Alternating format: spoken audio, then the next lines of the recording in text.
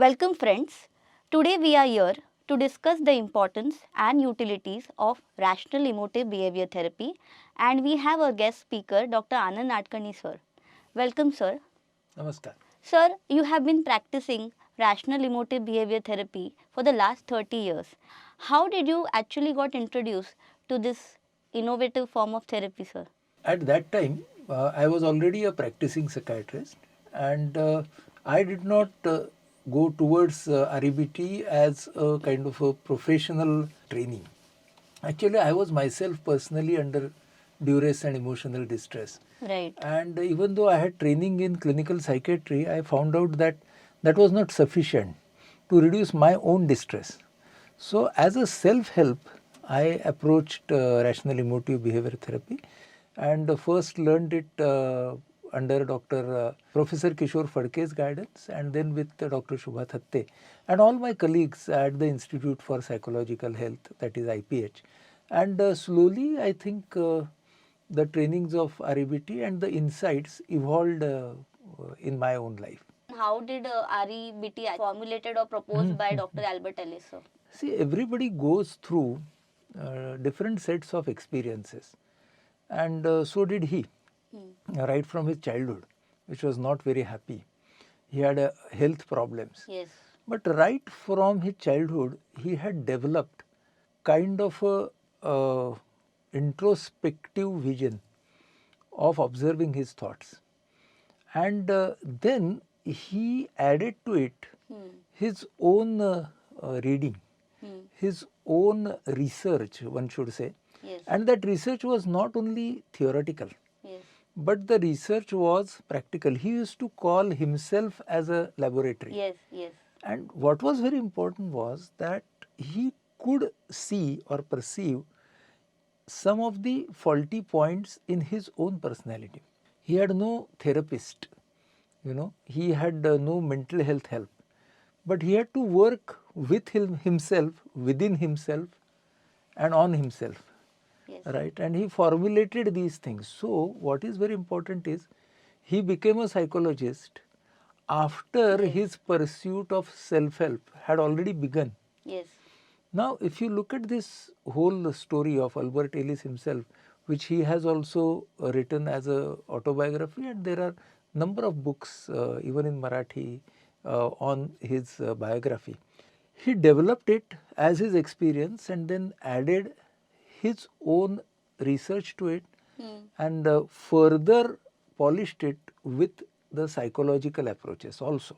Right. So that is how it is very sound in practice as well as philosophy. In fact, Albert Ellis says that this is not only a therapy, it's a theory and it's a philosophy. Right.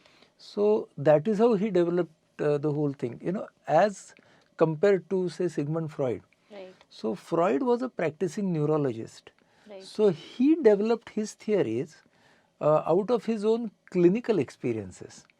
And to develop a theory out of clinical experiences requires a very different kind of empathy, right? But to evolve a theory from your own experiences also requires a very different form of empathy for you.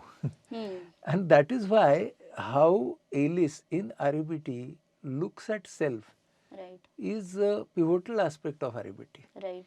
And I think that when he proposes his own theory of self-acceptance in REBT, I think his own journey and search to find his own self must have been a very pivotal aspect in his own theory as well. Actually, what led him to develop this philosophy of life? When he was an aspiring writer, Yes. he used to send his articles for different publications, and they used to faithfully return it. Those rejections also, he had to take it and he had to stand it. So from all these experiences, he developed his own theory of frustration tolerance. Right. So what is very important is, see, you have an experience, but then you convert it into a concept. And not only you convert it into a concept, but then you also find out a direction of coping up. So that is what REBT is. Yes. That it not only conceptualizes, but it also helps that person to find out more healthy and more rational alternatives of thinking, emotions and behavior. And he was one person who was never afraid of resistance Right. because he believed in frustration tolerance. Yes. So he had to stoutly defend all his views with a lot of facts. Because as they say, as we say is as REBT practitioners, that it's the facts that are important, it's the reality that is important.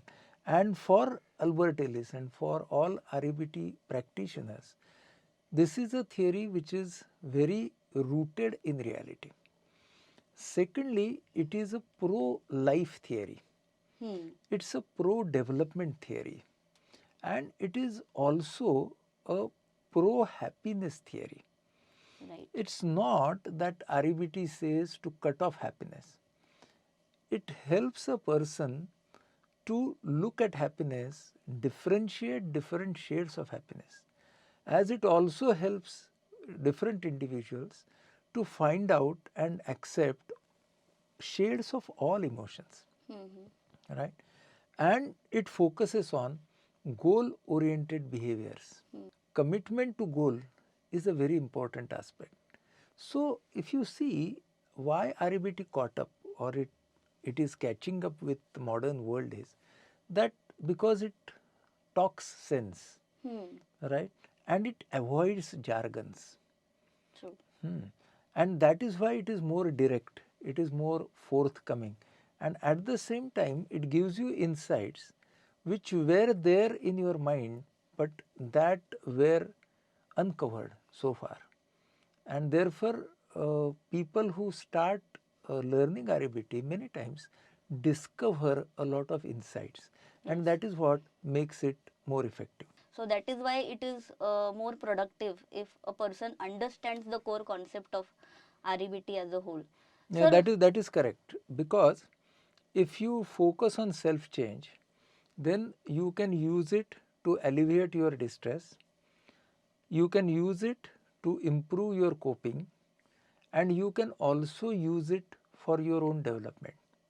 So what is unique about REBT is that it focuses, or it can be used in all three segments of mental health: right, disorder, distress and development. right.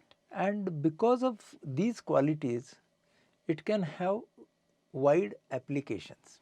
As we just discussed about how the origin of rational emotive behavior therapy came into picture and how it helped us in directing our emotions, thoughts and behavior, we will also understand what are the various application of this philosophy in our next segment.